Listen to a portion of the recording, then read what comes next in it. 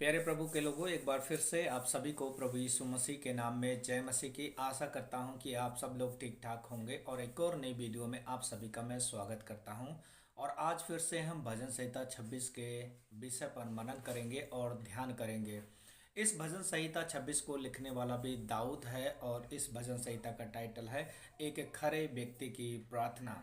मेरे भाई और बहन, जरा सोचिए और ध्यान कीजिए। जब कोई व्यक्ति सच्चा होता है, जो कोई व्यक्ति खरा होता है, ईमानदार होता है, वो अपने मुद्दे के लिए डटा रहता है, खड़ा रहता है और अड़ा रहता है। यहाँ पर भजन संहिता 26 को पढ़ने के द्वारा दाऊद परमेश्वर के सामने अपने मुद्दे को लेकर डटा है, खड़ा है और अड़ा है। और इस प्रकार से भजन संहिता 26 को शुरू करता है। हे यहोवा, मेरा न्याय कर, क्योंकि मैं खराई से चलता रहा हूँ और मेरा भरोसा यहोवा पर अटल बना रहा है।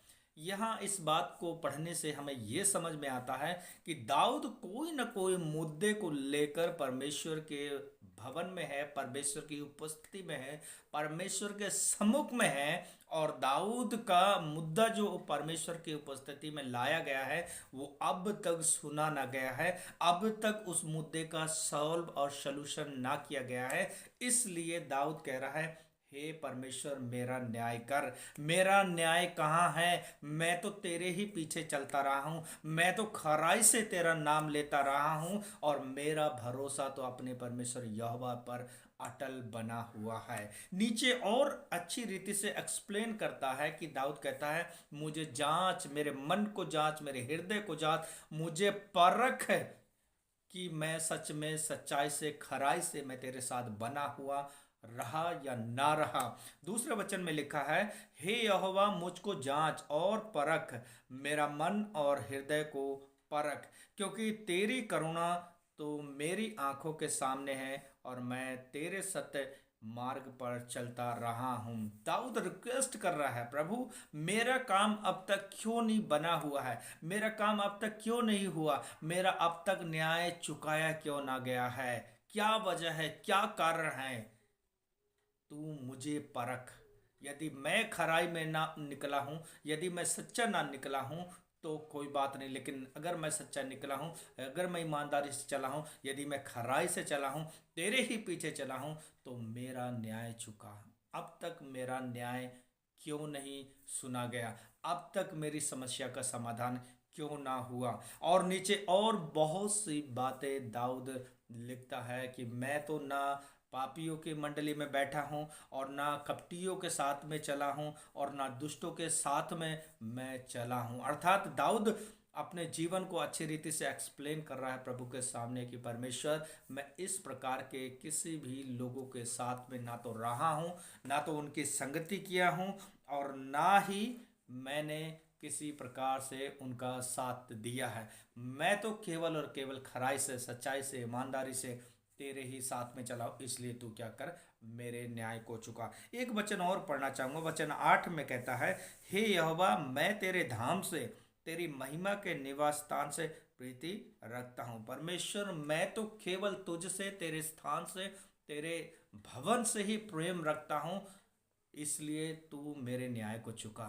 मेरा न्याय अब तक क्यों नहीं सुना गया? मेरा न्याय अब तक क्यों नहीं किया गया है? वचन 11 और 12 कहता है, परंतु मैं तो खराई से चलता रहूंगा, तू मुझे छुड़ा ले और मुझ पर अनुग्रह कर, मेरे पांव चौरस स्थान में स्थिर कर, सभाओं में मैं यहोवा को धन्य कहा करूंगा। दाऊद कह रहा है 11 वचन में, परंतु मैं तो खराई से चलता रहूंगा और तू मुझे छुड़ा ले।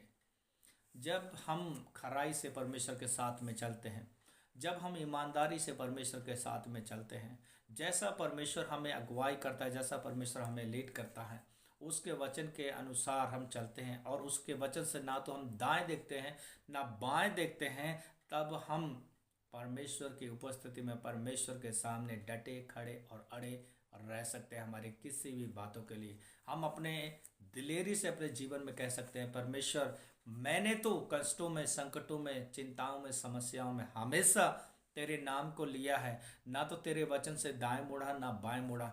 तुझे छोड़कर मैंने किसी चीज़ों पर नहीं, किसी भी व्यक्तियों पर नहीं मैंने भरोसा किया है। मैंने तो केवल और केवल तुझ पर ही भरोसा किया है। जब हम इस प्रकार का जीवन जीते हैं तो हम परमेश्वर के सामने डटे और खड़े और अड़ सकते हैं हमारे मुद्दे के लिए। परमेश्वर, मेरा ये काम अब तक क्यों नहीं हुआ? क्योंकि मैं तो तेरे साथ खराई से, मैं तो तेरे साथ ईमानदारी से चलता रहा हूँ, लेकिन तू मुझ पर अनुग्रह कर और मुझको छुड़ा ले। ये काम वही व्यक्ति कर सकता है जब ईमानदारी से, खराई से परमेश्वर के साथ में चलते हैं और उसके मार्ग में बने रहते हैं। दाऊद बहुत अच्छी रीति से एक्सप्लेन करता, मैं तो ना तो कुकर्मियों के, ना ही कपटियों के, और ना ही मैं ऐसे लोगों के साथ में चला हूँ, ना उठा हूँ ना बैठा हूँ, ना उनकी हाँ में हाँ मैंने मिलाई है। क्योंकि हमारे समाज और सोसाइटी में भी बहुत प्रकार के लोग हैं। इसलिए मेरे भाई और बहन, हम लोगों को बड़े ध्यान से उठना है, बैठना है, किसकी संगति करनी है नहीं करनी है, ये फैसला हमारे ऊपर है। यदि हम परमेश्वर के वचन पर विश्वास करने वाले और प्रभु के साथ में चलने वाले लोग हैं, तो अपने जीवन को जांचते हुए प्रभु के वचन के अनुसार से और सही फैसला लेते हुए आगे बढ़ते चले जाएं, तब हम दिलेरी से कह पाएंगे, परमेश्वर मेरा न्याय को चुका, मेरा न्याय कहाँ है? मैं तो केवल और केवल तेरे साथ ही बना रहा हूँ, सच्चाई से चलता रहा हूँ। प्रभु इस वचन के द्वारा आप सभी को सहायता करे और मदद करे कि हम सच्चाई से, खराई से इस दुनिया के अंतिम दिनों में प्रभु के साथ में चल सके और परमेश्वर हमारी दुहाई को सुनकर हमारे मुद्दे को और हमारी किसी भी बात को, समस्याओं का समाधान करे। प्रभु इस वचन के द्वारा बहुत आज से आशीष दे। यदि आप हमारे द्वारा बनाए गए वीडियो से कुछ सीखते हैं, मोटिवेशनल पाते हैं, तो आप ज़रूर हमारे चैनल को सब्सक्राइब कर लें और अपने प्रार्थना निवेदन के लिए हमारे कॉन्टैक्ट नंबर पर ज़रूर कॉन्टैक्ट कीजिए। आइए हम मिलकर प्रार्थना करेंगे। हमारे जीवन के स्वामी प्रभु जी, हम एक बार फिर से इस सुबह के समय में आपका कोटि कोटि दिल से धन्यवाद करते हैं प्रभु, क्योंकि तू महान है, तू दयालु है, कृपालु है प्रभु जी। तेरी दया सदा की है, तेरी करुणा सदा की है मेरे प्रभु जी। आज जितने तेरे बच्चे प्रभु, जिन्होंने खराई के साथ, सिधाई के साथ, ईमानदारी के साथ, वफादारी के साथ प्रभु तेरे साथ में चलकर प्रभु जी तुझसे दुहाई दे रहे हैं, तुझसे प्रार्थना कर रहे हैं, तो स्वर्ग के परमेश्वर आप प्रत्येक के मुद्दे को, प्रत्येक की समस्याओं का आप समाधान करें प्रभु जी। इनमें से कोई भी व्यक्तियों की प्रार्थना अनसुनी ना की जाए प्रभु जी। और दुआ करते हैं कि आप सबको सहायता और मदद कर, कि परमेश्वर पिता हम तेरे साथ इन अंतिम दिनों में खराई से चल सके प्रभु जी। और मेरे प्रभु यीशु मसीह, जब हम खराई के जीवन को लेकर प्रभु तेरी उपस्थिति में बने रहेंगे, तो जब भी हम तेरे सम्मुख आएंगे तो हमारी प्रार्थनाओं को सुन लेंगे। क्योंकि प्रभु जी वचन में कहता है कि तू सच्चे लोगों की प्रार्थनाओं को सुनता है, तू खरे लोगों की ओर अपनी दृष्टि करता है प्रभु। आप दया करें और अनुग्रह कर प्रभु। जो भी भाई और बहन इस समय में किसी भी प्रकार की समस्या में, दुख में है, चिंताओं में, निराशाओं में है, यीशु मसीह के नाम से मैं प्रार्थना करता हूँ, इनके जीवन की सारी समस्या समाप्त हो जाए, ये लोग हिम्मत पाएं, बल पाएं और अपने वचन के द्वारा इन्हें बहुत आज से आशीष दें प्रभु। बहुत बहुत धन्यवाद देते हैं सारी बातों के लिए, सारी आदर महिमा आपको देते हैं, यीशु मसीह के नाम से मांगते हैं। आमीन आमीन आमीन। प्रभु आप सभी को बहुतायत से आशीष दे और आपका दिन शुभ हो, और आज के पूरे दिन में प्रभु आपके साथ हो, आपकी सहायता करे और मदद करे। अपना ढेर सारा ख्याल रखें। मिलेंगे अगली नई वचन संहिता में। प्रभु आशीष दे। जय मसीह की।